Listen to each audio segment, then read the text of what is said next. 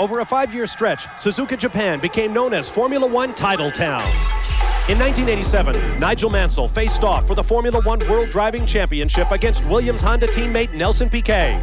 But a heavy crash in practice decided the matter, as Mansell's quest for the last fraction of a second ended in a tire wall. Mansell went to the hospital with neck and back injuries, while Piquet took pole. Though he failed to score a point in the race, the Brazilian won his 3rd World Championship. A year later, Honda engines powered McLaren teammates Ayrton Senna and Alain Prost into title contention. When Senna stalled at the green light, the race and the championship appeared to be Prost's. But Senna rallied back from 14th place with a furious drive. He passed Prost late in the race to take the lead and went on to win, clinching his 1st world driving title. He then drove his victory lap with eyes brimming over with tears of joy. 12 months later, it was déjà vu, Senna trying to pass Prost with the title on the line. A season's worth of acrimony boiled over in an instant as the pair collided. Prost climbed out, while Senna's car was pushed back into life. He rejoined the race, came from behind again, and won. Prost walked in disgusted, then overjoyed as he was handed the title when officials disqualified Senna, and the sport's biggest feud turned uglier than ever. A year later, back at Suzuka, it reached its low point. Senna and Prost met again, Prost now in the red Ferrari. At the first corner, Senna drove into his title rival, taking both out and clinching the title for the Brazilian. This time, there was no blame assessed, but a year later, Senna admitted he did it deliberately. By that time, it was Senna and Mansell battling for the World Championship in Japan. They raced nose to tail in the race's early stages. But when Mansell's car got up on a curb and spun away into the dirt, his hopes of a first World Championship were gone. Senna raced on, then eased up to hand the victory to his McLaren teammate Gerhard Berger, secure in his own 3rd world title. Today, Michael Schumacher of Germany can claim the crown, while Damon Hill of England must excel to keep his hopes alive. Old ties are now broken. Suzuka is back at center stage.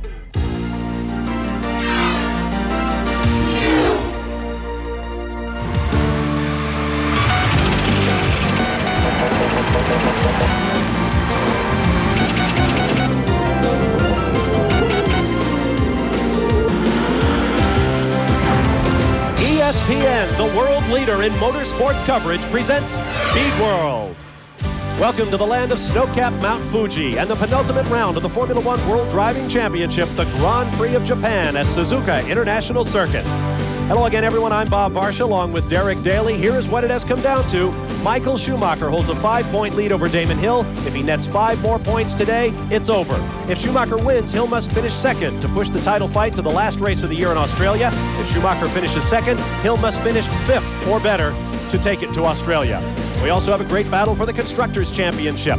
Benetton Ford took a 2-point lead over the 2-time defending champions from Williams-Renault at our most recent race in Jerez, Spain.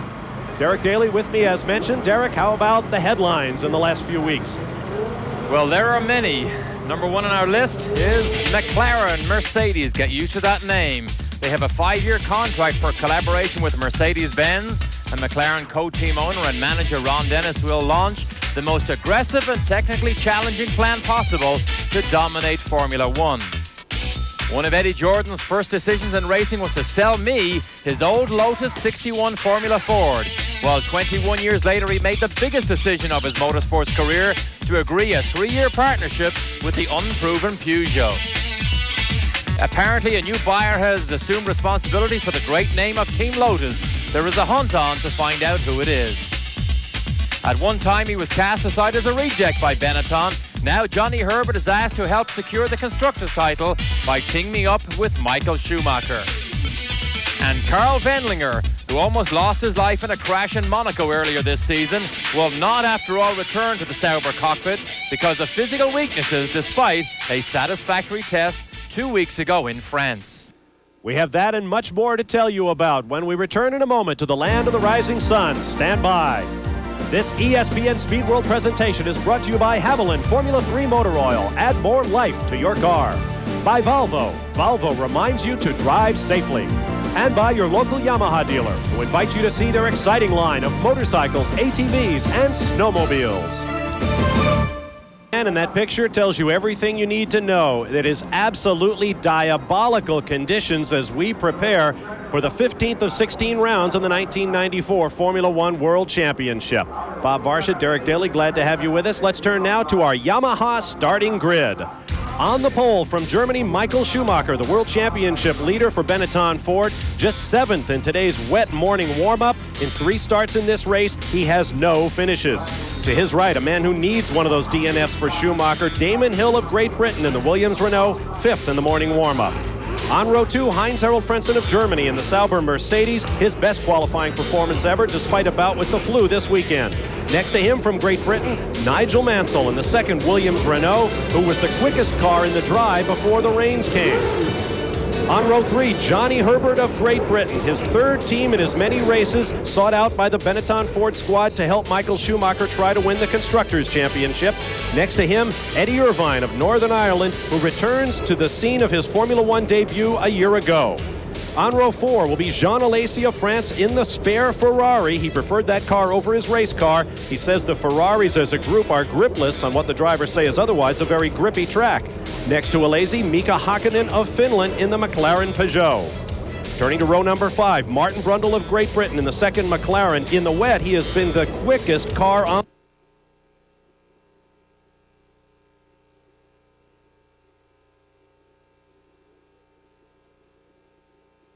On row 6 will be Gerhard Berger of Austria in the 2nd Ferrari, a 2-time winner of this race. Next to him, Italian Gianni Morbidelli in the Footwork Ford.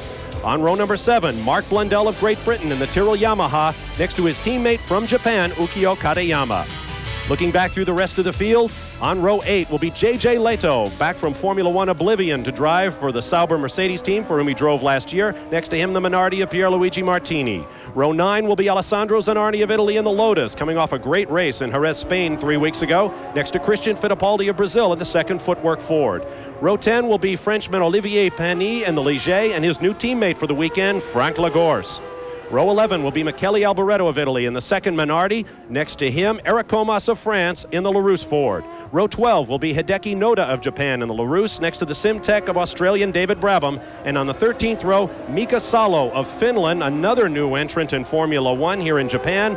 Next to him, another new entrant still, rookie Takachiho Inoue of Japan. 3 Japanese drivers in this race, only 2 Brazilians, and who would have ever thought we'd have seen that? Those who failed to qualify, once again, the Pacific team of Bertrand Gachot and Jean-Paul Belmondo of France.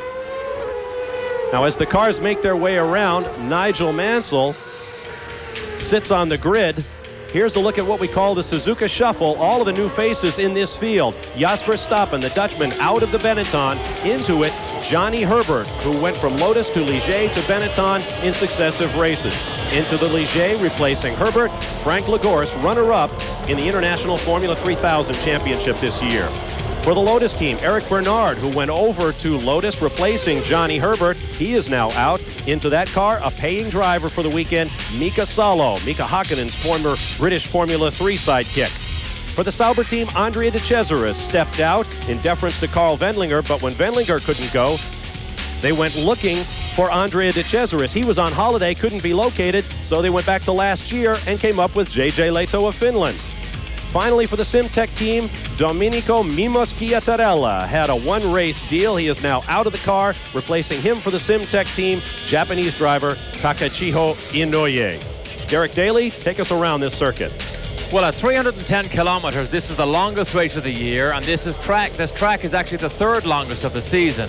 Now, at the bottom of the page, you see the start-finish line. That leads you downhill on a 198-mile-an-hour run to the first curve. Then you come to the S's, very difficult. Timing and lines are crucial here. You go to the unique flyover, unique for Formula One. The hairpin and the spoon curve are fairly basic, and then the run to a corner very like the Blanchimont at Spa.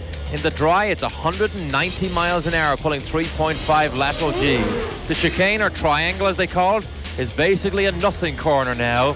New for this year is resurfacing, and in the wet, it is an unknown quantity.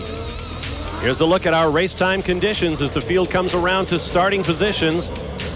Temperature about 60 degrees, very little breeze, the humidity very high. That, of course, because it is raining, and it is expected to do so throughout the remainder of the day. Nigel Mansell has pulled around and taken his place. Flash bulbs popping from a crowd of some 135,000 people, chosen from over 1 million requests for tickets for this race by a lottery. There you see Ukio Katayama in his Tyrrell. On the top of his roll hoop, he carries an onboard camera, which should give us some interesting pictures today. There's the back of the field. Rain teeming down here in Japan. Visibility from about row 2 back is an absolute nightmare for these drivers. Green flag flies, the red lights are coming shortly, and then the green light to get the 15th of 16 rounds of the World Championship underway. Michael Schumacher makes a right turn directly into the path of Damon Hill, and look at that spray. Schumacher, Hill being challenged by Heinz-Harald Frentzen in the Sauber. Then Johnny Herbert, who got a great start, and the same for Jean Alesi.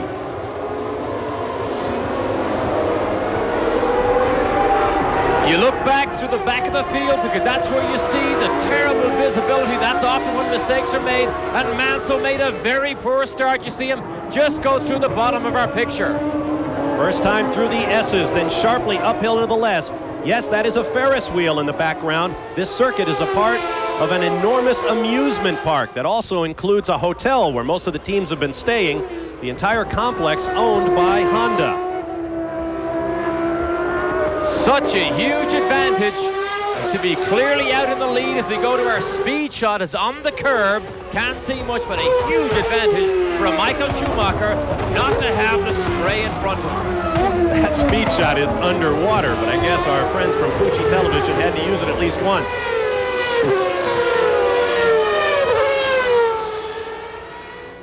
You can see just how desperate these conditions are. Now, a replay to the start. Watch the right of your screen. Michael Schumacher, I thought, was out of control there. He just dove right in front of Damon Hill. And look at the McLaren come down the right-hand side. Look at Johnny Herbert pokes his nose down the left side of our picture, but I don't think that was an intentional move by Michael Schumacher. That was a certain amount of lack of control with wheel spin. Look at the visibility problems. Now, the resurfacing of this racetrack, the drivers say, has made the runoff better, but it is not perfect. There are still standing puddles in places. And keep in mind, this is a very, very quick racetrack. 135-mile-an-hour average when they're in the dry. They touch 200 miles an hour at various parts when the track is clear, including this part approaching turn 1. Just look at that rooster tail. When you run in the wet like this, it gives you an idea of how airflow on a racing car works, because the rooster tails are often created by the air. Oh, Frentzen is in trouble. Frentzen is off in the turn 1-2 area, but he goes right across the gravel pits. He'll get back on in the S's. One of the wet weather specialists, so Johnny Herbert now is in the top 3, both Benettons first and third, another car off. Quick glimpse, slight touch of green paint. One of the LaRousse cars. Didn't get a close look at it, but that may include one of the 3 Japanese drivers in this race. Ukio Katayama, the best qualified of the group as you ride with Michael Schumacher.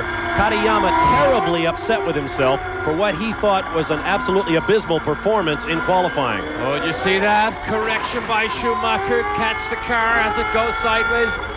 This is not special effects. That is what he sees.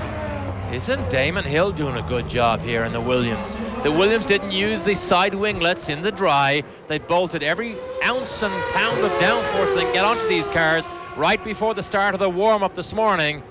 But Damon Hill in terrible conditions, at a disadvantage, is running well here. Much as they did 3 weeks ago in Jerez in Spain, Schumacher and Hill are pulling away into a race of their own. Again, you see the rooster tail. From underneath the car, the airflow is sucked up, demonstrating the downforce being generated by the cars. Look at the flash bulbs, and Schumacher, to a certain extent, is out of control. Herbert down the inside, and look at the poor guys about row 3, 4, and 5. Pretty astonishing example of car control by all 26 drivers in the field. There are your top 6: Schumacher, Hill, Frentzen, Herbert, Alesi, and Mansell.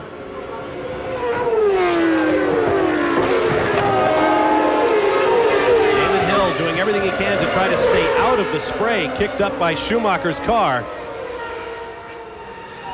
So the Benetton plan to bring Johnny Herbert in to help support this championship battle for the manufacturers is going according to plan now, because Mansell is back in 6th place and Herbert is in the points-paying position, the rostrum position at the moment. What a run for Herbert if he could manage to keep this up for the rest of the afternoon. Our two title contenders doing what they have to do here this weekend. Schumacher trying to win the race. If he does, Hill must be in 2nd place. If he is in 3rd, Schumacher clinches the world championship here today as he struggles going way wide in that corner.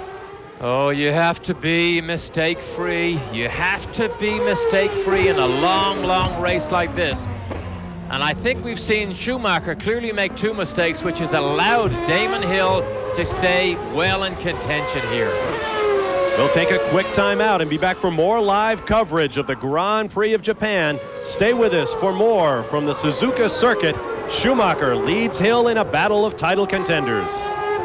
Japan, Bob Varsha, Derek Daly with you. As you can see, the rain has gotten worse, and we have a yellow flag all the way around the racetrack. The safety car will come out, and Johnny Herbert is off. Johnny Herbert is off in the 2nd Benetton, and that could have enormous implications for the Constructors' Championship. Schumacher and Herbert were running ahead of Damon Hill. Schumacher ahead of Hill, and Herbert ahead of Nigel Mansell in that 2-point run for the Constructors' World Championship. And notice where he's off the racetrack.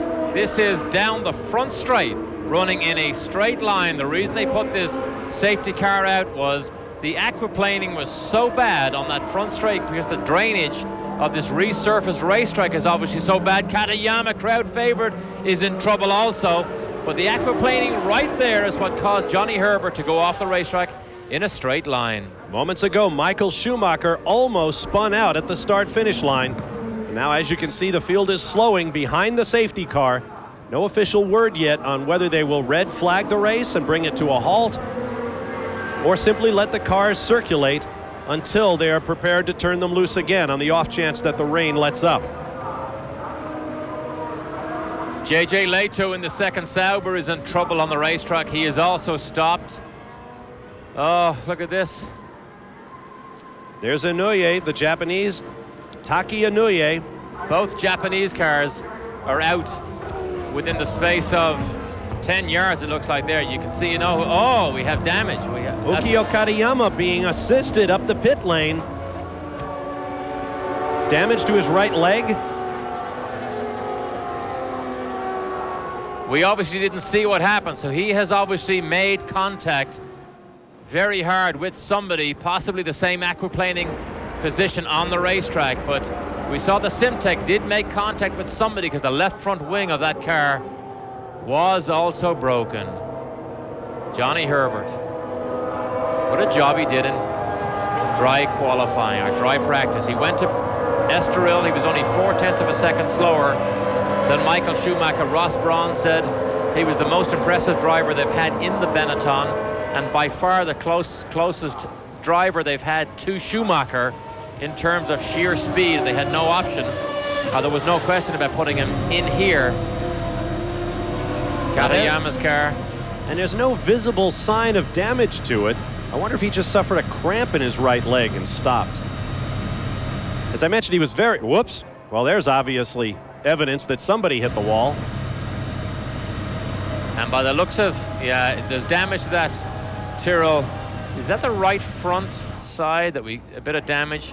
If he hits the wall square on, the driver can bang his ankle or his legs or his shins on everything that's down inside those very narrow footwells. That could easily have given him the bruising.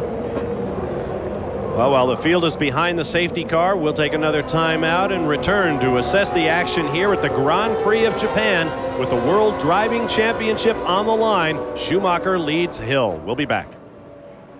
Leads as we prepare to begin lap number 12.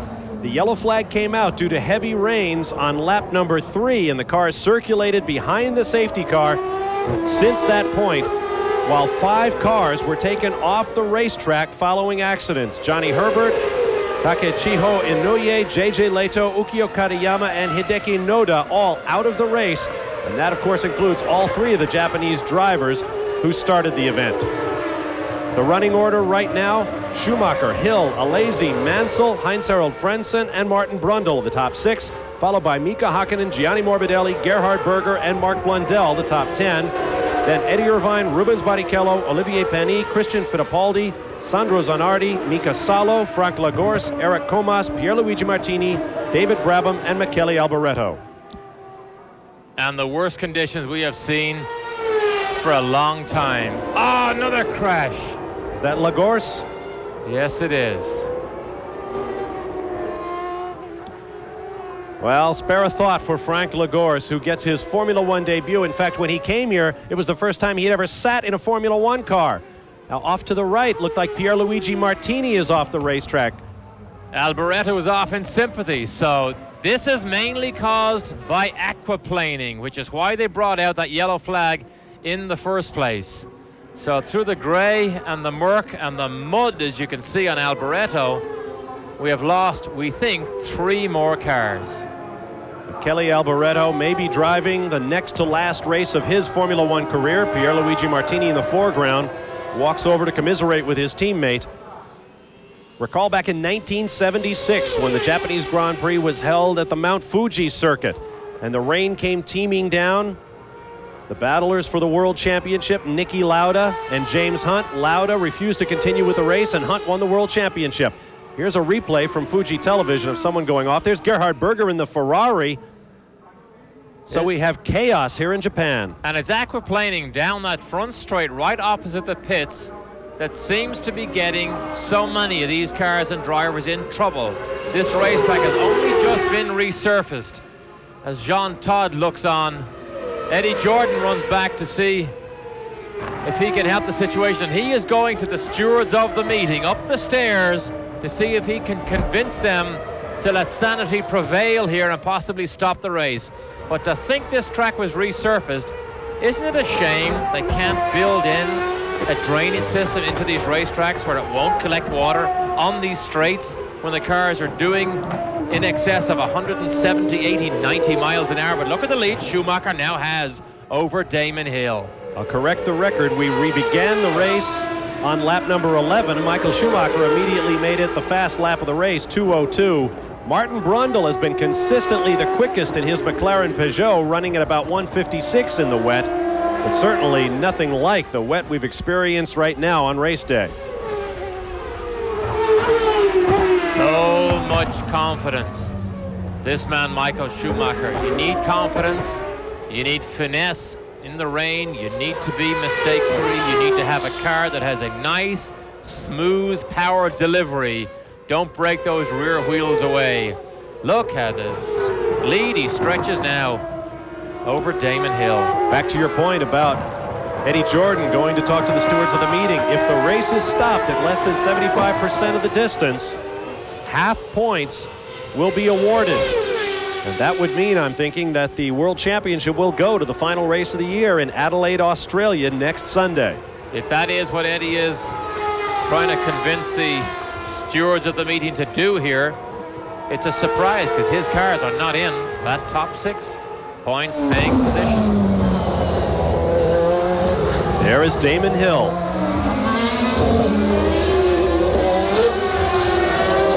See the gap stretching out among all the cars. Alesi to Mansell, Mansell to Frentzen. In the Constructors' Championship, the points scored by both cars count. As a result, Williams is looking to be in better shape against Constructors leaders Benetton now that Johnny Herbert aquaplaned out of the race. Very quick first corner, a downhill right-hander. Tail happy is the Williams Renault of Damon Hill. An incredible demonstration of driving skill in these incredibly bad conditions. 800 horsepower under your right foot in water this bad. Oh, look, he gets it sideways, just gets her a little bit sideways through these S's. This last left-hander is one of the most difficult parts of the S's here. Look at, he's running in Schumacher's tracks. Schumacher makes the tracks, clears the water, and Damon Hill is running in those tracks, but the aerodynamicists love to watch these pictures of the cars running in these conditions because you can see the air being sucked out and upwards behind the cars, creating the downforce, and of course that water vapor mimics that airflow out the back of the car, demonstrating just how they generate the downforce.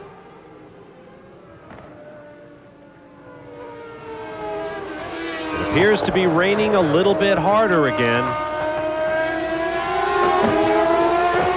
Damon Hill picking his way around.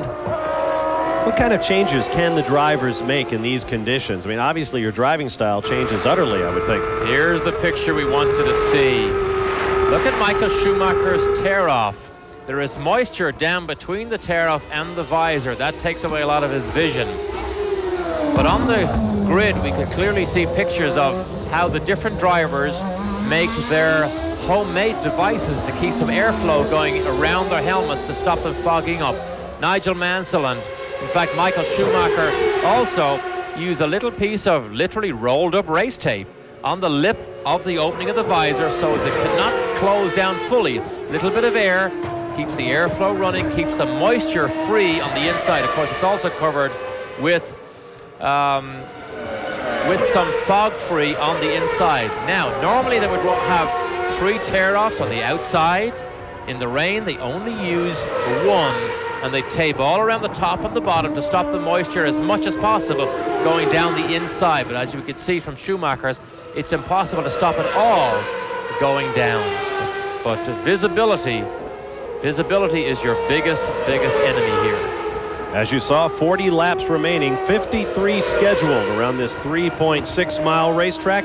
Right now it is all Michael Schumacher doing everything he can to wrap up his first World Driving Championship here in Japan. Stay with us. Grand Prix of Japan here on ESPN. There is one, that is Martin Brundle in the McLaren, I believe. He becomes the 5th car we have lost in the last 2 laps of this race. We saw the entire Minardi team wiped out a few laps ago. And you can see heavy damage. Left front suspension completely gone. Right rear suspension totally gone. Huge impact for Martin Brundle, who was so good yesterday in the rain. And the troubled area is the same one. The right-hander, which is the Degner corner, exiting. And it brings out the red flag. Forced to stop. Just earlier, we saw a huge crash for Gianni Morbidelli in the Arrows car about 50 yards before. Here it is here. This is the last left-hander of the S's. Huge impact on the inside of the racetrack. Destroys the front of the car. You can see that the cockpit area is still intact. Morbidelli jumps out. And Brundle's crash happened not 15 yards up the road from that. And the really scary thing is that just before Brundle arrived there were course marshals out there with a small tractor removing Morbidelli's car. That no doubt convinced officials that this race must be stopped, and it has been. Damon Hill sits and ponders what happens now. I hope those yellow flags are well up the racetrack, because by the time you get 2 or 3 rows of cars here, sometimes it gets difficult to stop. You can see the rain there, look at it. Absolutely coming down like cats and dogs. There's Ron Dennis, managing director of McLaren. There's Flavio Briatore, who holds the same position with the Benetton team and also owns the Ligier team. Just a couple of laps earlier, Jean Todt, team manager at Ferrari, walked down the pit lane, had a lengthy discussion with Briatore. They both nodded their head in agreement with whatever Jean Todt was talking about, and then they went back to their respective positions. Here again is another look at Morbidelli's crash. This is Brundle's crash. Brundle. And look how close he is to the scene of Morbidelli's debris. He hits him. I think he went around him. No, he hit a course marshal. Look at the course marshal. You just mentioned it. The course marshals were trying to drag away Morbidelli's car when we saw Schumacher come so close to him. And now you clearly see the dangers of F1 in the rain when that course marshal was mowed down by Martin Brundle's McLaren. Here's another look. Watch the left side of your screen. The course marshal is dressed in the gray overalls. Same place as Morbidelli crashed. Watch the course marshal. There he is. Impact the barriers, impact the course marshal, swipe the legs out from under him. Well, oh my. That is a sight you do not want to see, because the dangerous game that is played inside the cockpit, they get paid for it. Oh, the poor course marshals. I'm glad to see him sit up. Those men are unpaid volunteers that give their time to wave the flags. That man is injured. He was wearing a helmet, and word from the corner is he is moving. A sickening sight when somebody that gives his time up as a volunteer gets injured like this. Martin Brundle on the left, Gianni Morbidelli on the right, the two principals involved in that scene. The wreckage actually went around Morbidelli's car and the tractor that had pulled it to a position that proved to be something less than safe. We had mentioned just a few laps earlier that left-hander, which was the last of the fast S's, one of the most difficult parts of the racetrack, is where this accident happened. Here it is again in slow motion. That's Morbidelli's car that isn't quite clear. There's the impact. There's the course marshal, who gets his legs absolutely swiped out from under him as Brundle impacts very, very heavily. Happily, he sits up. That man will have injuries to his legs. You do not get hit by a Formula One car like that and get away unscathed. Brundle and Morbidelli talk it over.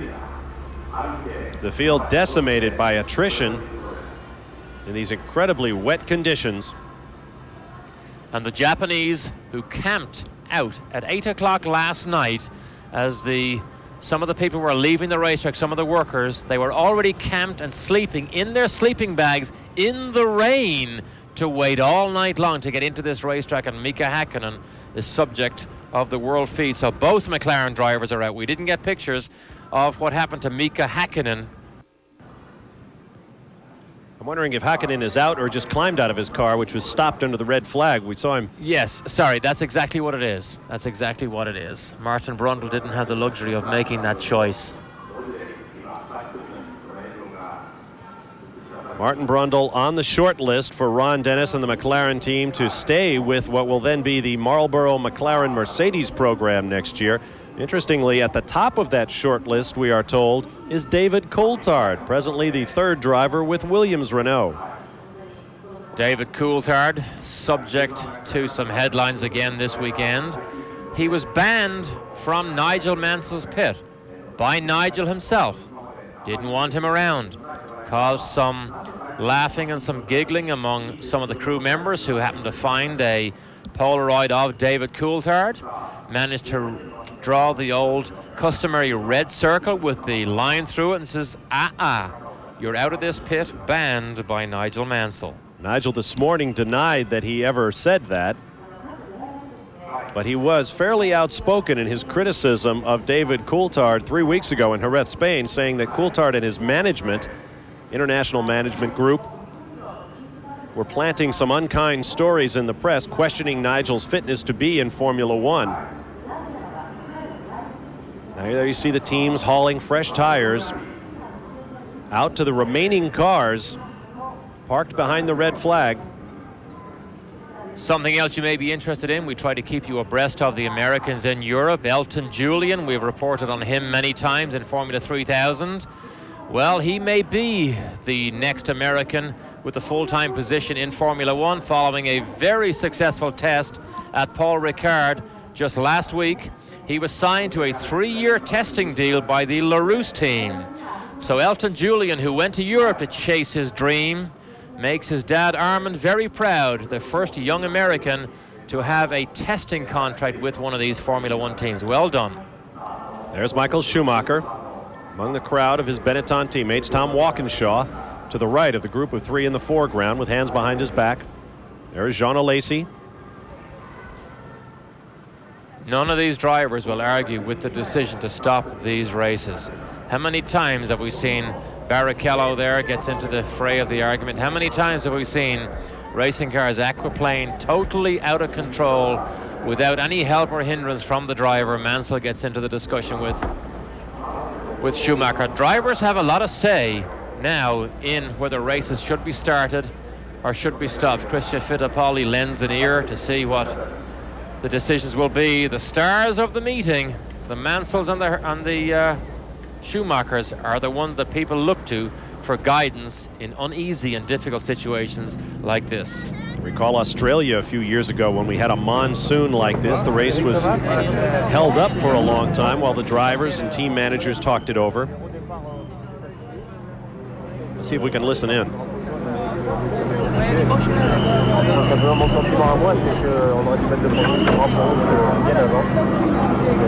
Nothing much there as the group breaks up.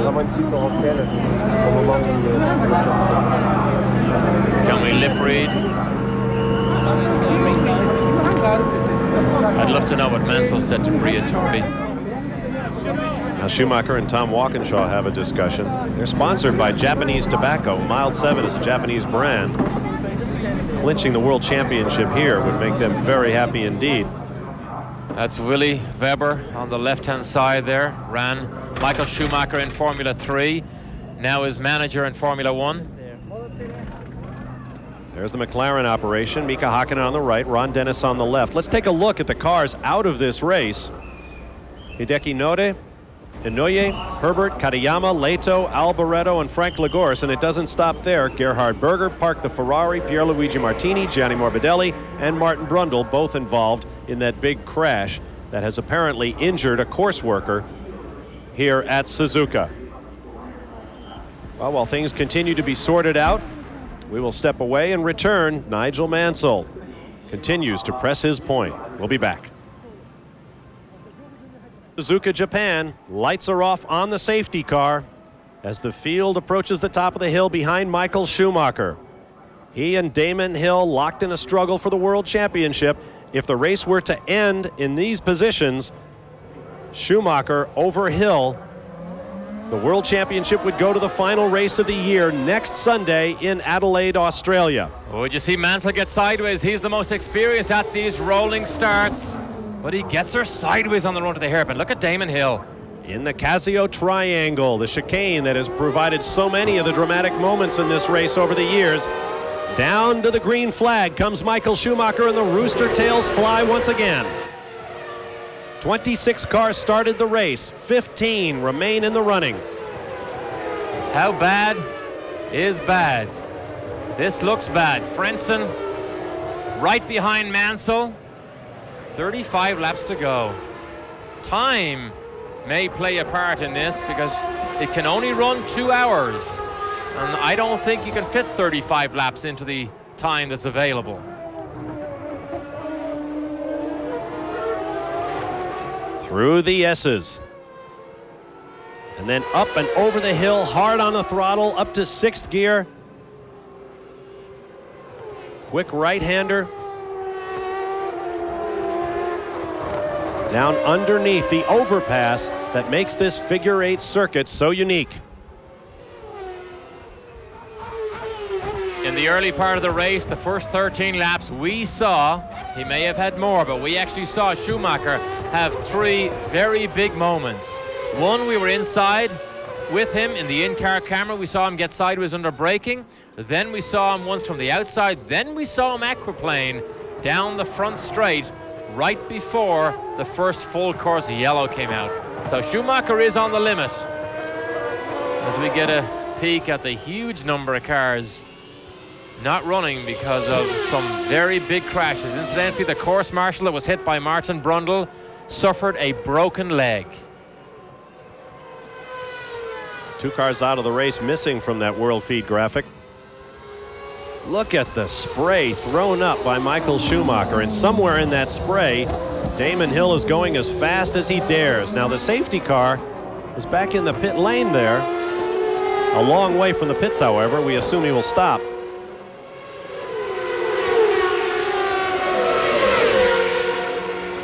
If Schumacher can win this race, he will tie Nigel Mansell's all-time Formula One record for victories in a season with his 9th of the year. Keep in mind, he probably should have long ago obliterated that record with a victory in Belgium, and of course he was suspended from 2 races, Italy and Portugal. That for ignoring a black flag at the British Grand Prix. His brother Ralph, who's about 19 years of age, runs in Formula 3 competition in Germany. He recently was disqualified from a race for ignoring a black flag. And both are managed by Willy Weber. So Willy, you better get your boys into line. In fact, Willy Weber owns the team that Ralph Schumacher drives for. 1:58. Fastest time on the dry here all weekend was Mansell at a 1:36, so they are 22 seconds off the pace as Barrichello, who stopped during the pace car laps to have something looked at under that engine cover. Obviously it wasn't fixed. Crashed, had a huge crash in practice on Saturday. Destroyed the back of the car. This is in fact another car they had to build up, or the spare car they had to give him because the other one was irreparable at the racetrack. Barrichello just disgusted with himself that it got away from him, but it was in the wet on Saturday that he had that big crash. What do you do if you're in Damon Hill's position right now? Do you risk trying an overtaking maneuver in these sorts of conditions, or do you sit there in second, knowing that if you do that, even if Schumacher wins the race, you'll have one more shot at the World Championship in Adelaide next Sunday? And right now, you have no choice. You got to sit there because earlier when we saw Schumacher make those 3 mistakes, it allowed Damon Hill to stay right on his tail. Now Schumacher can pull out that 10 car lengths, and look at the spray and the grey haze he presents for Damon Hill to drive through. On the grid, we got good pictures of the Hill gets her sideways, but he's not going to catch Schumacher as long as Schumacher continues to set these fastest laps. And we have our boys in preparation for a pit stop here. This crew may be the best at pit stops in Formula One. Johnny Herbert, new teammate this weekend to Michael Schumacher, was out of the race. So they will focus all of their attention now on Schumacher. Keep in mind, Benetton comes into this race with a 2-point lead over the 2-time defending world champions from Williams-Renault for that Constructors' Championship. At this point, Williams is in good position with 2 cars in the points. But Schumacher's 10 points will go to Benetton. See lots of signboards around this racetrack for Fuji Television. Look at the carbon discs glow under braking, but our pictures are in fact coming from our friends at Fuji Television. Look at Damon Hill, gets her sideways again under acceleration. Cars all the time fight to try and get away from you, and the drivers are paid to keep it on that small patch of road and keep it under control. You must be mistake-free. Look at this thing, still trying to get away from him. That's why they were ready, because Schumacher is the first of the leaders into the pit lane. So now we will have our first pit stop in a race that is almost an hour and a half old. Schumacher is so good at his in-laps and his out-laps. They say he gains more time on people while he's on the pit lane, as well as gaining while he's actually stopped. Look at no tear-offs. In fact, his helmet's beginning to fall apart. The little rubber strip that he had is beginning to come off. 8 seconds. We've seen better, but 8 seconds is what we will gauge Damon Hill's pit stop on. My guess is that pit stop, about a second to a second and a half longer than Benetton normally uses, is because they think this is going to be a 1 pit stop race. The pit stop length determined primarily by the fuel flow into the tank. I think Benetton wanted to make sure they put enough fuel in there so that Michael Schumacher will not have to stop again. Clear road ahead for Damon Hill. Carbon discs glow again under braking. Even under light braking, you see the carbon discs glow heavily. What a great sight that is under braking with these F1 cars. Down to the second gear hairpin goes Damon Hill. Rubens Barrichello has finally given up the race. tough break for the youngest man in Formula One. Stay with us for more. Suzuka, Japan. Bob Varsha, Derek Daly, glad to have you with us for what has been an even more dramatic Grand Prix of Japan than we originally anticipated. Heavy rain throughout final qualifying for this race, the warm-up this morning, and now the race itself has resulted in numerous spins and crashes. One red flag brought out when Martin Brundle crashed off in his McLaren and broke the leg of a course worker. Frightening crash. We got to see it many times over in our slow-mo replays. Frightening crash. Thankfully, he escaped with only a broken leg because Brundle was traveling very hard when he hit that wall. Mansell chases a Lacey. Look at the outside line by Mansell. Look at that. Outside, wider line. Sometimes it's clearer, cleaner. You get more grip. Very often when the racetracks are well worn and seasoned, that is a better line. However, when it's newly resurfaced like this, it's not usually as big as an advantage. The big advantage, of course, is that he can see where he's going. Nigel Mansell has started this race 5 times at Suzuka. He has yet to win it. The team went to Estoril to test. Mansell stayed in Florida, played some golf, tried to sell his house. He is moving back to England. Whether that's an indication he is going back to F1 or not, I don't know. Inside with a Lazy.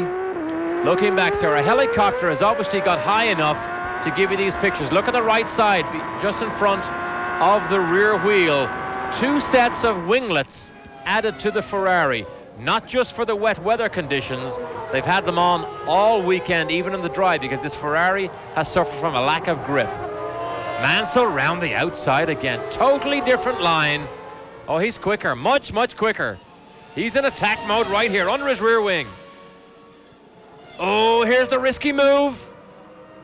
On board with Nigel Mansell, looking ahead to the Ferrari. I mentioned that Mansell has never won this race. He has yet to finish the Grand Prix of Japan here at Suzuka in 5 tries. Oh, don't think that was special effects. That is the type of spray and water being thrown up on Mansell's visor. The driver has to look, do the best he can with what he can see, anticipate where a Lacey's going to be, and then try and make the move at the same time.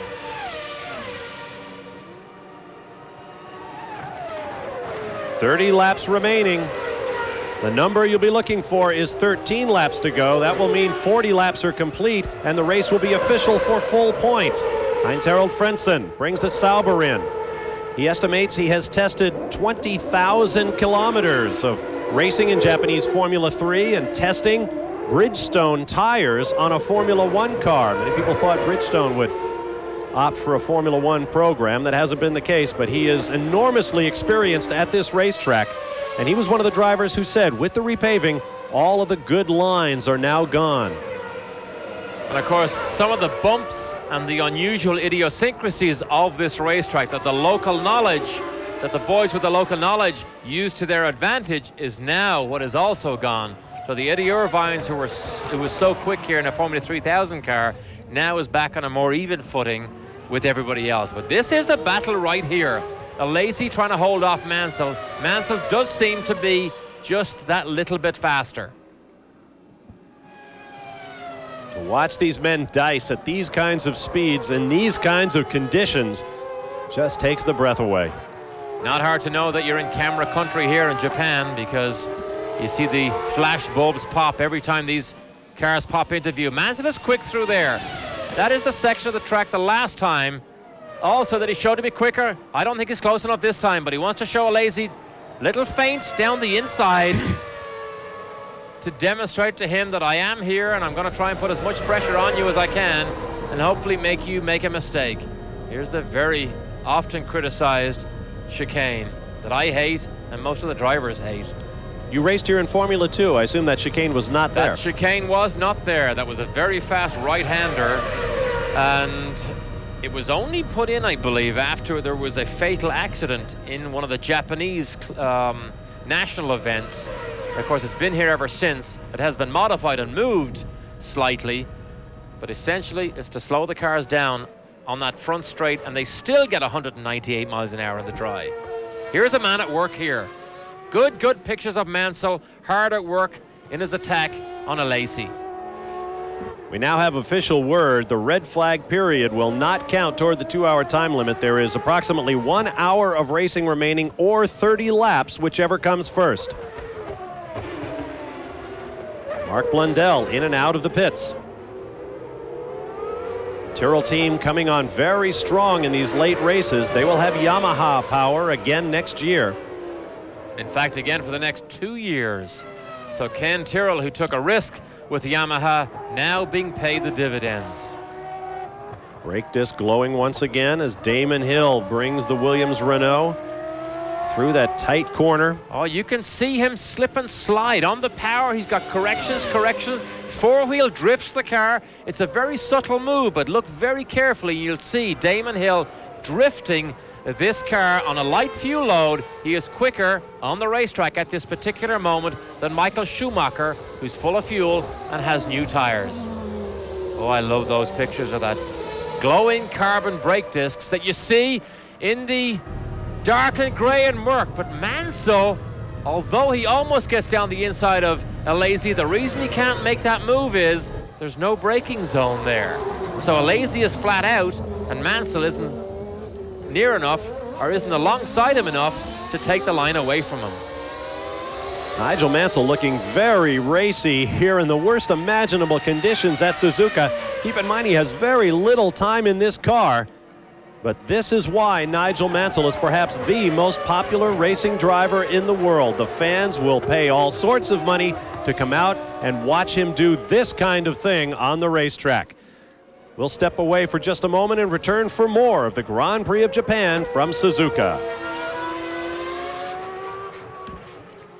In honorable Japan, where the battle for third place in the Grand Prix of Japan is being waged between the red Ferrari of Jean Alesi and the blue and white Williams Renault of Nigel Mansell, the 1992 world champion.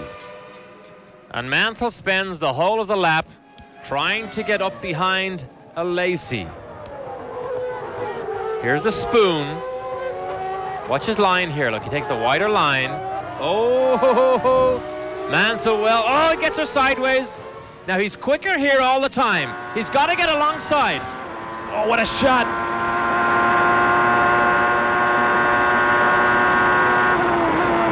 Great stuff. He thought he had it, but he dabbed the brakes and backed out of it at the last possible instant.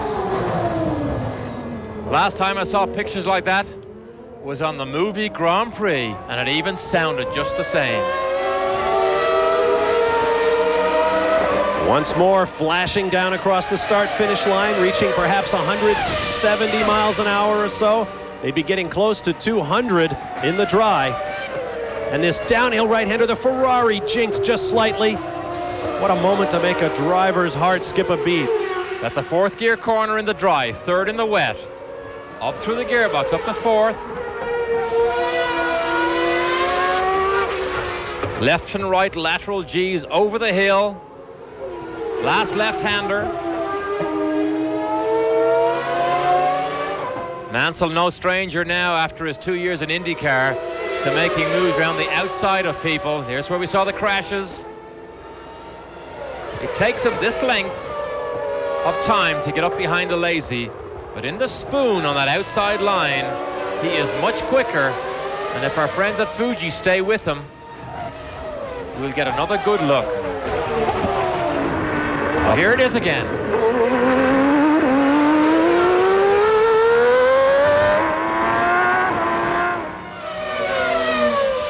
Well, from the sound of it, Alesi's using most of the 15,000 or so RPM in that Ferrari V12, which is pretty incredible in this, the non-traction control era of Formula One. Mansell looks at that outside line once again, and now ducks to the inside.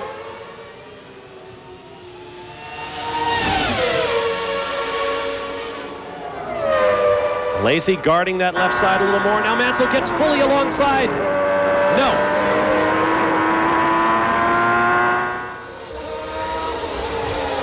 Racing at its best. That is great stuff. Mansell tries to force the issue. Look at the car slide and drift past the apex. Great stuff by Mansell here, trying to force Alazi into a mistake, and Alazi is man to the job, has not put a wheel wrong in these terrible, terrible conditions. But Mansell is not close enough in the braking zone.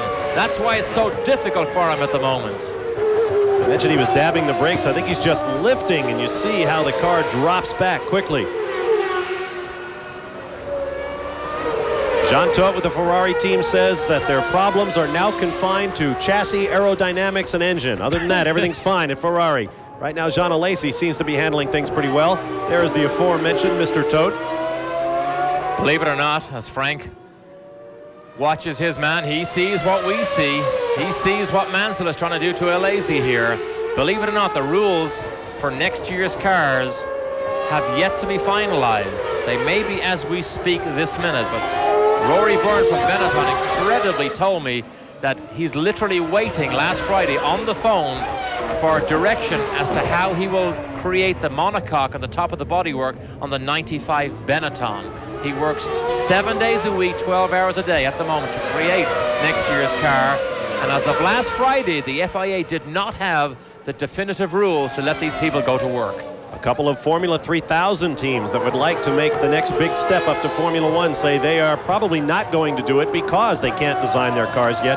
Yet Jackie Oliver with the footwork team says his 1995 car is complete, and he's about to announce his engine program. Many people think it may be the Hart V10, might be the Ford. Once again, Nigel Mansell looks for a way by. There's Damon Hill now pitting. Could this be his one and only stop?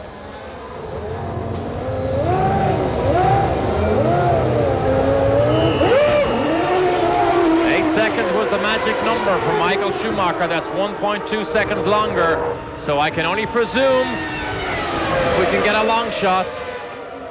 This is the battle for third coming along. Schumacher has gone by, and Damon Hill will lose extra positions. He will re-enter in fourth spot. Knowing that Alazi and Mansell have yet to stop, so he will gain back those positions. But the key was Michael Schumacher, who all he had to do was wait, and the race would come back to him, as they say. Well, there's the difference in the pit stops right there. That extra 1.2 seconds gave Schumacher more than enough time to come racing past. Plus his in time and his out time. That is where he is better than everybody in Formula One at the moment.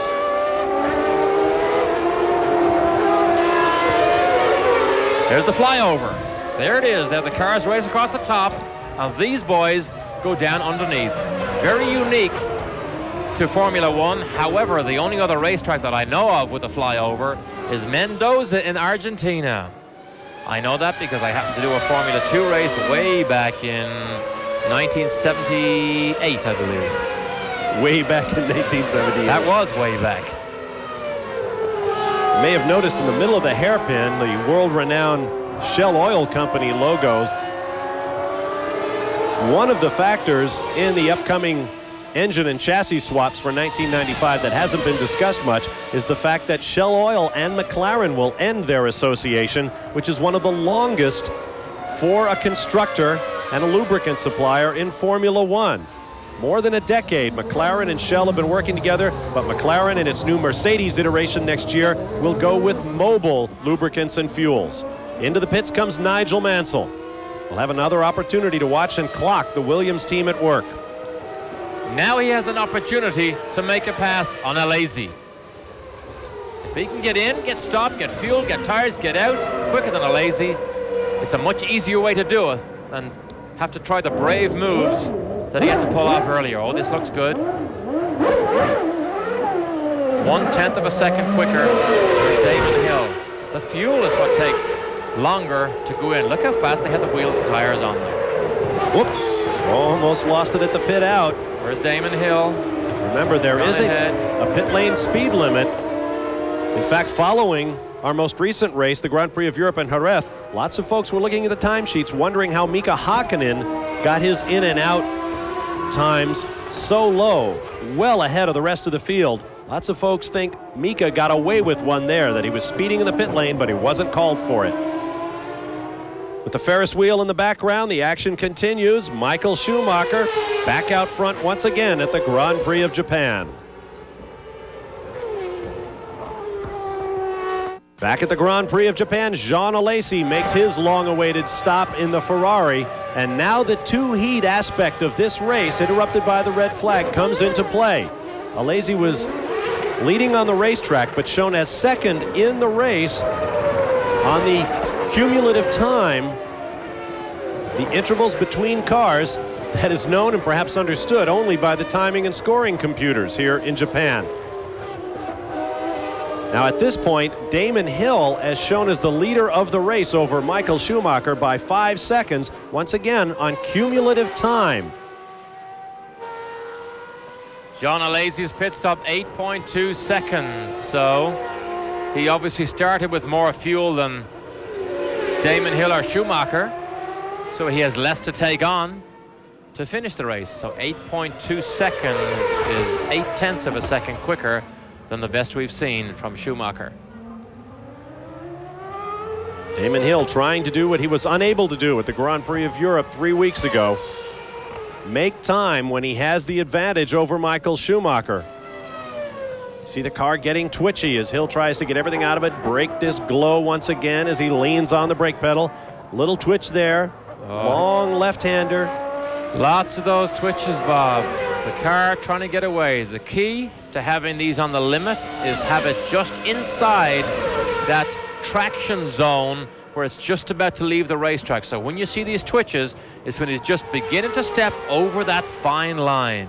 A year ago, onboard computers would have aided the drivers in that process, but with the traction control now banned from Formula One, the drivers are having to modulate that brake pedal with their foot. That fine line, of course, some drivers draw it with a crayon, and the great ones draw it with a fine-tipped pencil. Knife edge. It appears as though the rooster tails of water have abated just a bit. We're not seeing as much standing water on the racetrack. There goes Michael Schumacher, just crossing the start-finish line. Shown in third, shown in second on the racetrack. It is slightly confusing because of this cumulative time. Look at this, he gets it sideways again. So Damon Hill's car seems to be a little bit loose, if anything, a little bit oversteery through these S's. And being oversteery is not the ideal conditions to have when it rains. Once again, this race began under heavy downpour. It went 3 laps before a full course yellow came out. The cars then spent 8 laps behind the safety car. They were turned loose, and within just a few laps, we had major crashes, including one in which Martin Brundle's McLaren hit the guardrail and struck a course worker, breaking his leg. The race was then red flagged for a substantial amount of time. And now we are in a 2-heat format, led by Damon Hill. That's exiting the spoon. We know the Williams car is very good exiting there. That's where Mansell set up his attacking moves on Jean Alesi. Racetrack is beginning to show that slightly drier line. This is the flat in 6th in the dry. Left-hander, 3.5 Gs they pulled through there, sustained. The triangle, slow, he gets her sideways on the turn in. Damon Hill has this car absolutely on the limit. Michael Schumacher is in pursuit. Gray, murky, dull, dirty day. The only positive to pull out of it is we can see those carbon discs glowing. If the Eddie Irvine right behind him, Bob. Sorry, just at the top of the picture. I think Schumacher may have a problem. If the race were to end right now, Schumacher's 5-point lead in the World Championship would be reduced to 1 point with 1 race remaining in Adelaide, Australia next Sunday. So you'll want to be sure to mark your calendars for that. Here are the top 6 in points and where they're running right now. Michael Schumacher, the points leader, is second. Damon Hill is in first, exactly where he needs to be. Gerhard Berger is out of the race. Mika Hakkinen runs 6th. Jean Alesi 3rd. And Rubens Barrichello out of the race as well. Schumacher happy with the car yesterday in the wet. Ran it this morning in the warm-up, spun off the road. Wasn't happy with that. Color scheme you can see is different. Bitburger being a German beer that is now carried on the side of the Benetton. One of the most clever advertising slogans I've seen recently, Bitte und Bit. We'll be back with more of the Grand Prix of Japan, turning out to be one of the pivotal races of the year. To the Grand Prix of Japan, 32 laps complete. There's the running order. 4.4 seconds separate Damon Hill from Michael Schumacher. 26 seconds behind Schumacher is Jean Alesi. 6.9 seconds back to Nigel Mansell. 12.3 seconds back to Eddie Irvine. Once again, this race is being run in a two-heat format following the red flag, which came out on lap 13. The computer is totaling the amount of time it takes each driver to complete this race, and those total times will determine the eventual running order at the finish. Eddie Irvine heads for the Jordan pits. Barrichello already out. Eddie Irvine, one of the last to stop. And you can see 7.5 seconds. The longer they run in the first before they stop, the less fuel they have to take on in the second one. Remember his celebrated punch-up with Ayrton Senna last year? Senna came down after he heard, oh, gets her sideways. Those wet weather tires not warm enough yet. But Senna came down to see him after an altercation on the racetrack last year. They got onto a verbal abuse, let's say. Whoa. Senna punched him. Mansell over the curbs. Again, trying to catch a Lacey. Remember, that's what caused him to crash. In Jerez, had her too wide, coming out of a corner, got onto the grass before he got onto the curb. The curbing was about 10 or 15 yards too late starting on the exit of the corner, and that threw him into the gravel trap. Here it is again. Oh, has a correction in the middle of the corner, onto the curb, into the grass and the gravel. Why they don't have curbs that extend long enough, I'll never know. Keeps her straight and loses about, oh, look, 2 or 3 or 4 car lengths to a Lazy. Makes the hair stand up on the back of your neck. Now there's the gap coming down between Hill and Schumacher. Schumacher has taken almost a second off of the gap to front runner Hill. That gap has lengthened to the third place car of Alesi. This one has come down by a second. And more than that, as you can see from the picture, Mansell is much closer than 5.9 seconds to Alesi. Alesi running very well in the wet. Of course, this car has been very troublesome in the dry, bolting on as much downforce as they can. As you can see, the gap between Hill and Schumacher has come down even further. So the questions about whether Schumacher was having a problem have been answered. Damon Hill desperate to pick up the extra points that a victory here would bring him. Sliding through the corner. There's the interval back to the second place car of Schumacher. Now there's a director who understands motorsport. Let's see the gap and move back. But this is the way it should be. The World Championship being fought on the racetrack, head to head, tooth and nail. Let's go at it, boys. Even though we might argue that there's been some artificial doctoring of the World Championship this year, but this is the fight right here between the two leaders. It's a lapped car in the background that is not Jean Alesi's third place machine closing up. Leaning his head over into the corners, a very tight chicane, about 40 miles an hour in the dry. Perhaps a little bit slower than that under these conditions. Now, having watched Schumacher all this year, Nigel Mansell says he is clearly at one with his car. That's the way you have to be, and you get like that when you get supreme confidence. Mansell thinks he is not at one with the Williams yet, having been away from it so long. But this man here, he said, is at one. And he will tell you that he believes he deserves the World Championship. You wonder why that time comes down the way it does, even though Damon Hill is nowhere in sight. Once again, it is the computer measuring each car's progress through the race distance. Track continues to dry here as the rain appears to have abated just slightly with 15 laps remaining at the Grand Prix of Japan. We'll be back with more in a moment. Hill leads Schumacher in a battle for the World Championship. Suzuka, Japan, and the Grand Prix of Japan as the battle for third place is raging between the red Ferrari of Jean Alesi and Nigel Mansell's Williams-Renault. Meanwhile, even though Michael Schumacher up ahead has not changed positions with Damon Hill on the racetrack, he has taken the lead in this two-heat race.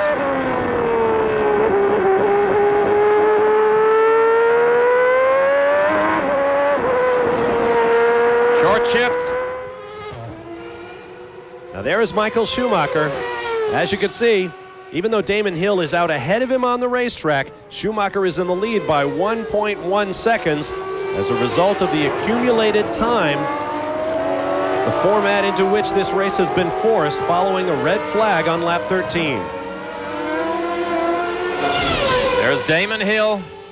We just saw him creep out of the top of the picture. There he is right there. So Schumacher does not even have to make the pass. As Flavio Briatore looks on, Richard West, the commercial director, and Annie Bradshaw, the public relations director, take notes in the Williams pit.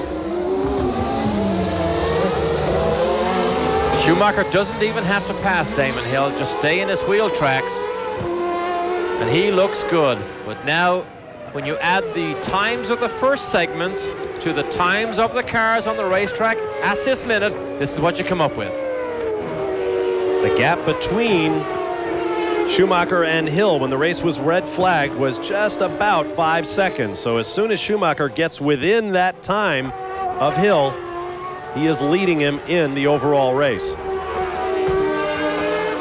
Less than half an hour to go in the race. A well-engineered racing car, as all winning racing cars are. Ross Brawn heads the design team. He was brought by Tom Walkinshaw over from the Jaguar sports car program. Tom Walkinshaw has been a bit of a mentor to Ross Brawn. Put him in design of this Formula One, brought in people like Frank Durney, originally with the Williams team, Rory Byrne, who's been with this team since it started in Formula 2, because it was the Tolman team, remember.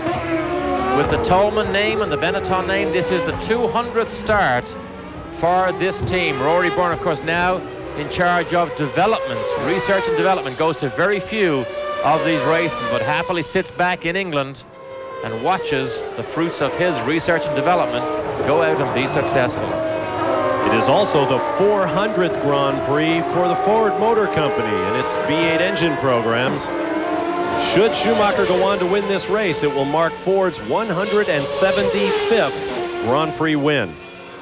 Damon Hill goes around Olivier Panis Ligier. And that Ford engine may move to Sauber next year. They seem to be first in line to get the incredibly successful Ford Z-Tech V8. See the flame blowback, reminiscent of the old turbo days. Unburnt fuel gets kicked out of the cylinders, out through the exhaust pipes. One more race is all this car will do, then it becomes a test vehicle and a show car.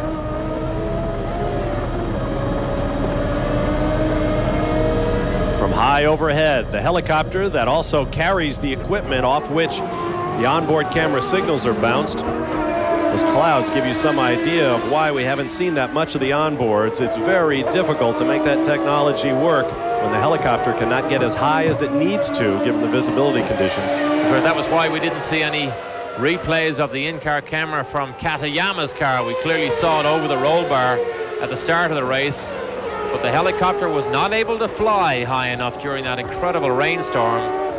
So Katayama had his accident without the rest of the world having a view.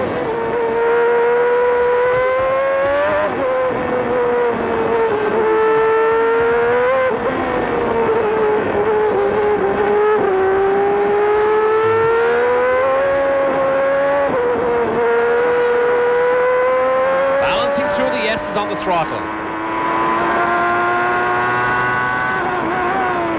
16,000 revs this engine revs to. You can let your breath out now. There is Michael Schumacher leading the race. Should he win it, he will tie Nigel Mansell with his 9th victory in a single season, the all-time record. Now back to the battle for third. Alesi and Mansell. 13 cars of the 26 starters remain in the race. The distinctive shriek of the Ferrari V12. Here's Mansell's favorite corner. As it dries out, though, oh, look at the outside line again. He doesn't seem to be able to get quite as close. It's either a heavy fuel load, this new set of tires, and the track conditions changing has left Mansell maybe just a couple of tenths of a second slower per lap than he was earlier, and can't quite get close enough to Alesi, who has not been forced anywhere near a mistake. Can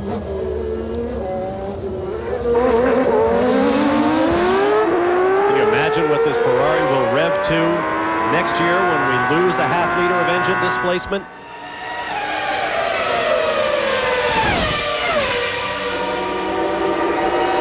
Across the start-finish line and down into the third gear, first corner. We'll take another quick timeout and be back for more of the Grand Prix of Japan from a very soggy Suzuka. Stay with us. Suzuka Japan, Michael Schumacher, the race leader, will make a second pit stop as the laps begin to dwindle here at Suzuka Circuit. Slows down to meet the pit lane speed limit of 50 miles an hour. And he shouldn't need much fuel, so this should be a quick stop. New set of grooved rain tires goes on. Splash and go, and the very time you want the tires and wheels to go on quickly, they don't. The right front gets held up for a couple of seconds, and a 7-second pit stop is just normal for Benetton, even though the fuelers were finished before the tire man. That may be costly. Is Damon Hill going to make a pit stop? That puts Schumacher out of the race lead. There goes Damon Hill. Schumacher never passed him on the racetrack, but because of the two-heat format, Schumacher got within 4 or 5 seconds of Hill, and that was all he needed to resume the lead on the computer, if you will, which is keeping track of everybody's relative speeds. Now Damon Hill will try to stay out in front. He'll have a shot at it if he avoids another pit stop. And we almost had a shot at Frank belching out remarks to somebody, but again, look at this, 10 laps to go, gets her sideways under acceleration. Great pictures here. Of course, rain, wet races always gives you this slip and slide. Look at that again. I mean, it's just great to watch. You normally don't see it as visually as you can see it during this event here. You don't see that glowing carbon to carbon pads and discs glow quite as much. The heat is generated and dissipated so fast that they're in fact cool before they ever get 10 or 15 yards out of the corner. Extraordinary temperatures they reach as well. Now recall that Damon Hill had a longer pit stop than Schumacher in the one stop that he has taken thus far. The extra fuel might have been needed by the Renault V10. On the other hand, they might have put in enough so that Hill would not have to stop again. He's got about 30 miles to go in this race. And the teams play their cards very close to their chest in these last 10 laps. We send people to try and find out, will they stop? They look at us without a facial change of expression, trying to make sure that they do not let out any information that may influence another team. So it's virtually impossible to know, unless you guess, as to whether some of these teams, like Williams, will have to make a second stop. There is the gap, Hill to Schumacher, more than enough for Hill to win this race. Schumacher's going to have to slice about 10 seconds of that off in the 9 laps remaining if he is going to win. For Schumacher to go a second lap quicker than Hill in conditions like this, I would never bet that he couldn't do it, because he is absolutely spectacular. And the more pressure you put on him, the better he gets. And look at the pressure here that Mansell still exerts on the Ferrari of Alesi, who has not made a mistake, but Mansell has been superb.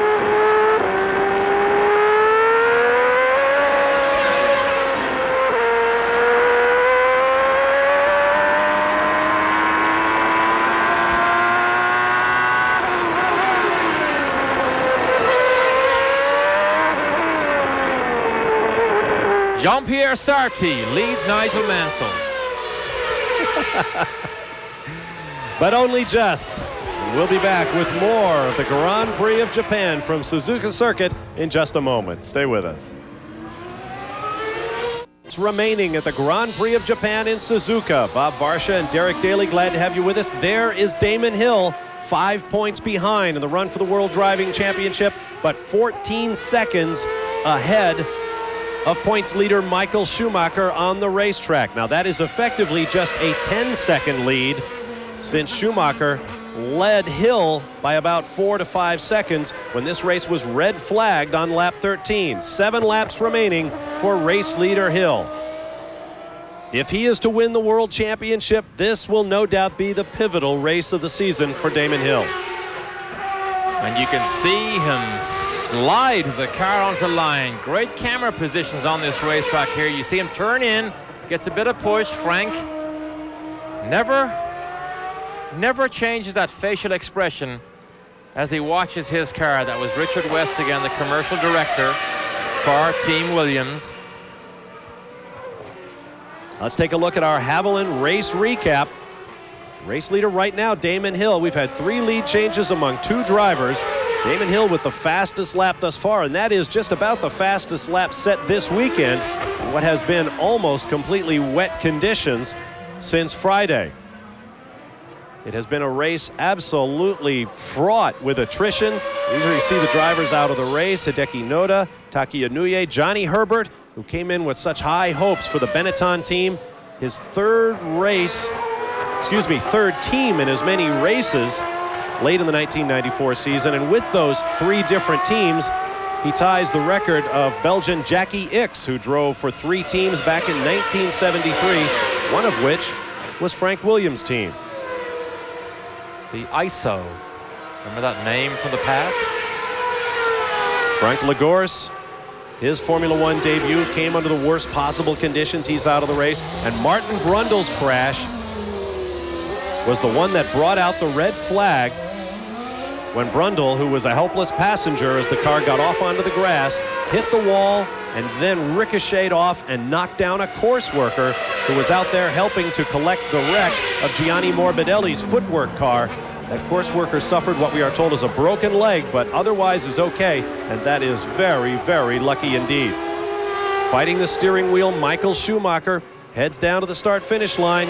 He is running out of time if he's going to collect Damon Hill and expand that lead for the World Championship. And you know that exact thought is going through that man's mind. Flavio Briatore, his team leader, 6 laps remaining for Damon Hill. And Flavio knows that as they run on the racetrack now, Schumacher does not have the pace to catch Damon Hill. So if Damon Hill does not have to make another pit stop, Schumacher is going to find it very hard to pull it in. 10 seconds, which effectively is 6 or a bit over 6, and there's 6 laps left.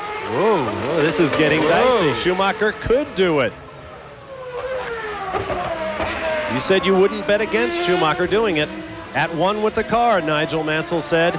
He has the entire team behind him. Martin Brundle, Schumacher's former teammate at Benetton, has said, there is the gap. Test of your nerve, your talent, and your confidence. They say Damon Hill is not that affected by pressure. They say he gets better under pressure. Does he? The only way to answer it is to put him under enormous pressure and see how he responds. That is what Schumacher is doing right now. Racing for the World Championship. We'll take this opportunity for another commercial break and come back to see if Michael Schumacher can close it up on Damon Hill in the run for the world title. Suzuka, Japan in the closing laps of the Grand Prix of Japan. A race being run on cumulative time. There are 4 laps to go, but that man, Michael Schumacher, is lopping huge chunks of time off Damon Hill's lead. He is absolutely flying in these conditions. Damon Hill knows it. Damon Hill was in a bit of traffic. Michael Schumacher will catch that traffic. It's one of the LaRousse cars. But Schumacher is much, much faster on the racetrack now than Damon Hill. Damon Hill is in trouble. He's going to have his hands full here. 7 seconds he is behind him. on cumulative time. And that is about 2 to 3 seconds off what he needs.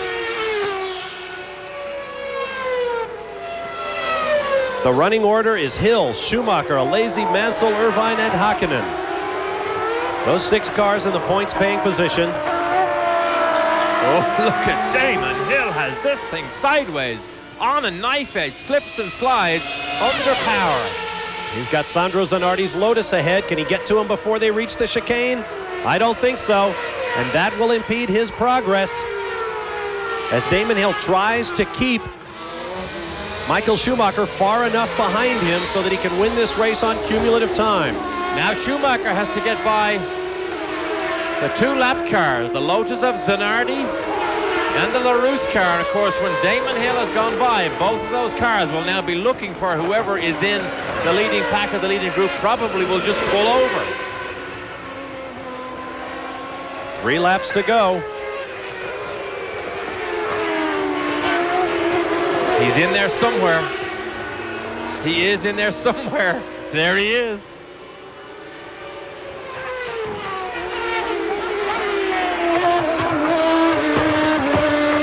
On the limit.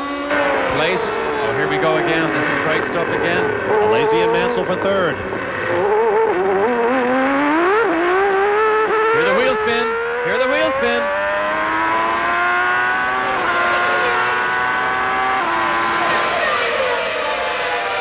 No mercy. Alesi has no mercy on the V12. Rev it till it breaks if necessary. Oh, Mansell is strong now, closer than ever at this part of the racetrack. There is the gap. It has come down further, but Hill still leads.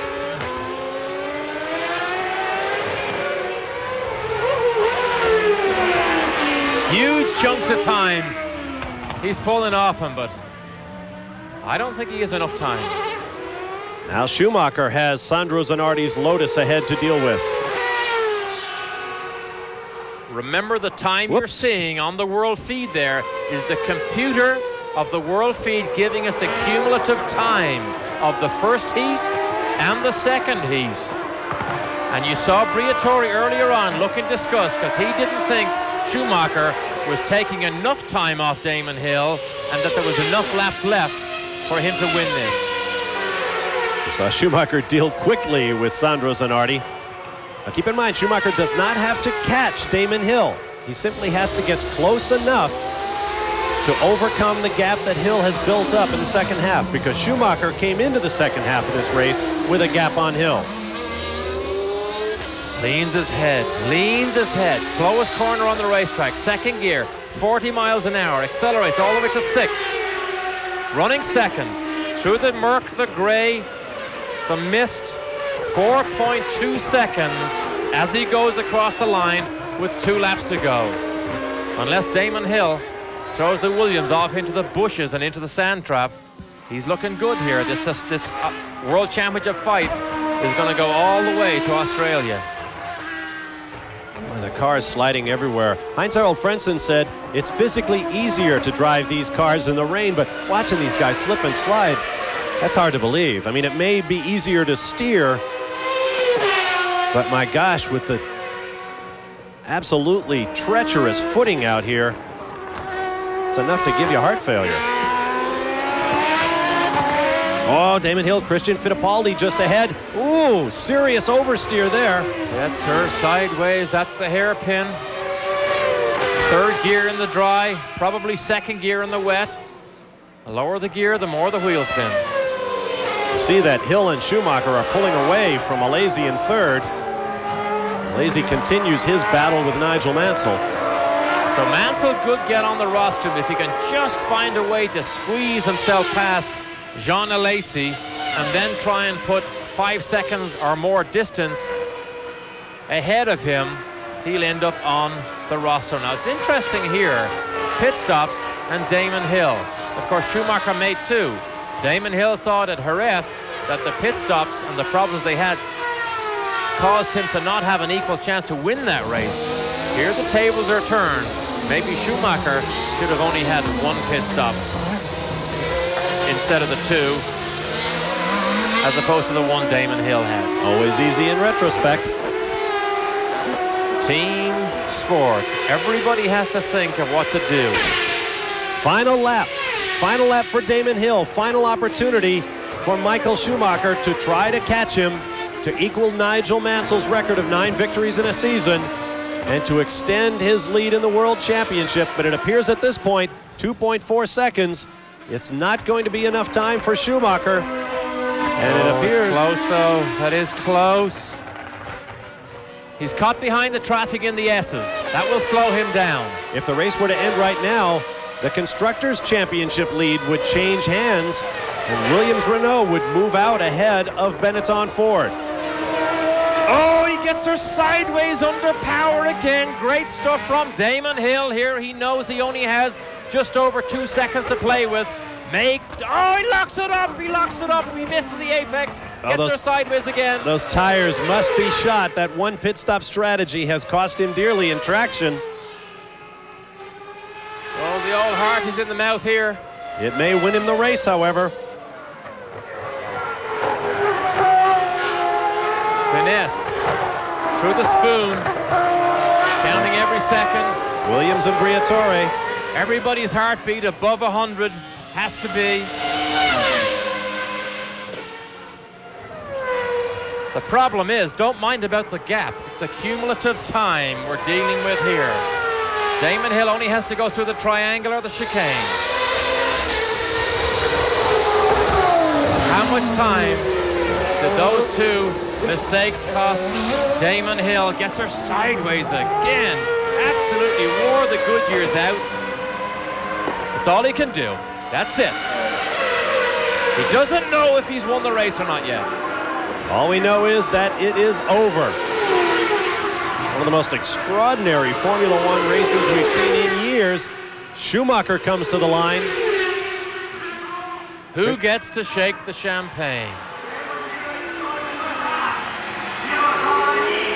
Now we are told Damon Hill has done it. He has won the race. He held Michael Schumacher at bay. Schumacher with the fresher tires. A terrific performance by Damon Hill. Nigel Mansell goes around the Ferrari in the final trip through the chicane. But he won't get 3rd place. He needed 5 seconds over Jean Alesi, but he made his point. Great drive by Nigel Mansell, and they just told Damon Hill over the radio that he won because that was the fist that we saw him give himself in the cockpit. He now knows he has taken the battle down under to Australia. And so we will have a new leader in the Constructors' Championship and a 1-point fight for the World Driving title when we come to you a week from now at Adelaide, Australia. Perhaps the best street circuit in all the world. With apologies to the folks at Long Beach, California. We hope you'll join us for that. We'll have more information about that in just a moment. But for now, Damon Hill has picked up the victory, and with it, done exactly what he needed to in a straight fight against Michael Schumacher. Stay with us for more from Suzuka. Back at a rainy, nasty Suzuka circuit, there is Nigel Mansell, and here's a look at the final results. Damon Hill, by 0.3 of a second, beats Michael Schumacher. Jean Alesi for Ferrari finishes a much-needed 3rd. Nigel Mansell finished 4th, Eddie Irvine 5th, and Heinz-Harald Frentzen in 6th position. 7th through 12th, Mika Hakkinen, Christian Fittipaldi, Eric Comas, Mika Salo, the highest finishing Formula One debutant this weekend, Olivier Panis in the Ligier, and David Brabham with a 12th place finish for the Simtech team. As Mansell accepts congratulations in the Williams garage, there is a very stone-faced Michael Schumacher on the 2nd place position on the podium. There is Damon Hill, a bit red-eyed, perhaps a few tears after a tremendous come-through performance. And there is Jean Alesi. Derek Daly, your thoughts on today's event? I enjoyed the Alesi-Mansell battle tremendously. Alesi salvages something from his terrible season, but Damon Hill, having had the World Championship out of his grasp and then the bans on Schumacher, now has created a situation where this will be decided on the racetrack, as it should be. Well, once again, the title not clinched here in Suzuka, Japan. The points now, Michael Schumacher by 1 over Damon Hill. Gerhard Berger, who scored none today, remains in third, followed by Mika Hakkinen, Jean Alesi, and Rubens Barrichello. In the Constructors' Championship, there has been a change. Williams-Renault moves out in front of Benetton by 5 points, and all points will count in the final race of the year at Adelaide, Australia. The traditional champagne shower for the fans, as though they haven't been showered enough this weekend. An amazing race in so many ways, including the 2 separate computer-oriented heats that had to be run, the crash by Martin Brundle that injured a course worker. All in all, a day filled with just about all the emotion you could possibly ask for. Checkered flag coverage of this Grand Prix of Japan will be coming your way this Friday at 1 a.m. Eastern Time, 10 p.m. Pacific on Thursday night. And then the final event of the 1994 Formula One World Championship. 2 men, 1 race, 1 World Championship. Next Sunday morning at 8 a.m. Eastern Time, 5 a.m. Pacific, the Grand Prix of Australia for Adelaide. Coming up next, Sports Weekly with Robin Roberts, featuring an interview, Benny Parsons, with injured Winston Cup driver Ernie Irvan. I'm Bob Varsha for Derek Daly. So long, everyone.